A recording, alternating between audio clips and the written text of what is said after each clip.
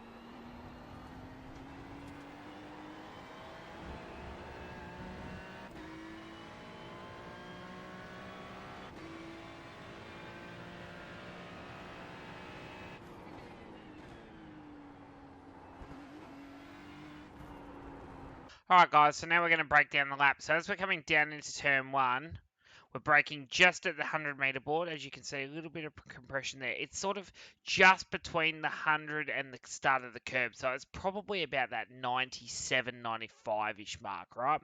As we come into the corner, as you can see, as we get to the last red square, we start to rotate the car in at the apex quite early. So we're going to use quite a lot of curb on the inside. You can see the car actually slides the whole way through the corner. So I pitch the car in, but I use quite a lot of brake here to actually help with the rotation. So I'm kind of forcing extra rotation on the brake pedal to try and get the car to pivot in to the apex.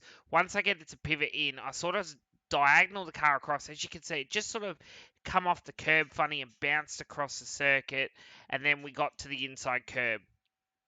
Now from this point here, you can see I'm sort of hugging it tight until I get to about this point here. So it's just past the sand and the tyre wall on the inside of the circuit, and then you start to apply some throttle, right? And as you apply the throttle, we'll see the car pushes out. I open the steering very early. I let the car slide all the way out to the white line, and I use all that circuit to run down the hill. Second gear through that whole segment as well. Up through the gears we go. As you come down the hill, right, I put myself on the left-hand side of the track as much as possible, but as you'll see here, once I get to the 100-meter board, I start to put the car more in the center, like I've come off that curb a little bit, and I'm more using the white line in the center of the circuit to actually help me to sort of I wouldn't say position myself, but just sort of, I don't really want to be wide here because as I turn in, the car does tend to get a little bit of oversteer, and I just find that if I can be a little bit narrower in, the car doesn't oversteer as much through here. So 50-meter board, brake, down 1 gear from 4th to 3rd. Close to the Continental sign, you'll see I run right out close to the edge of the line, back to 2nd gear. I turn the car in very early here in 2nd, right? I want to just clip the apex just past this water tower thing on the top of the hill, or I also use this bit here, so right at the end of the curb. Obviously, that bit's a little bit harder to sort of use as a marker, especially if you're in traffic. At least with the water tower, it's a little bit further up in the air. You'll be able to spot it over the rear wing of another car and stuff like that. So it's just that sort of positioning. But what you want to do is sort of apex lake to really focus on the drive up over the crest. Use the crest, it's going to slide to 3/4 track, and then I start heading back towards the right, but I don't really go any further than sort of a car length, a car width to a car and a half into the center of the circuit from this point here. 2nd gear through here, I lift off the throttle to help get the rotation in the car. I use a lot of curb here to carry the speed through the corner. Still in 2nd through here, little lift just to sort of get the car to pivot. And then as you see, I cut a lot of the curb here. As soon as I get off that curb, I'm off the throttle. The car pushes to about half track, and then you can see lots of rotation in on the steering. I'm completely off the throttle here. I'm letting the car roll into the center, and then I'm sort of using a little bit of brake and just sort of dabbing the brake and then a little bit of throttle just to try and get the nose to pivot and then to start to pick that throttle up early. Use all the curb on the inside as you run out of the corner. Pick the throttle up nice and early. Try and carry as much momentum out of the corner as possible. Use all the curb on the right-hand side. Let the car drift right out by the DRS line. Set it up on the left-hand side for the big braking zone down into the bowl to go up into the hairpin. I use all the curb. I stay 3rd gear, brake at the 50-meter board. Back to 1st gear here. I turn in at the end of the curb. Now, once I turn in at the end of the curb, I actually want to get the car to clip the curb on the exit of the corner. So I'm driving up the hill straight. So 1st gear, see how it rotates late. I pick up the throttle early. I get a little snap of oversteer, but I pick it up quickly. Let the car track right out to the edge of the road.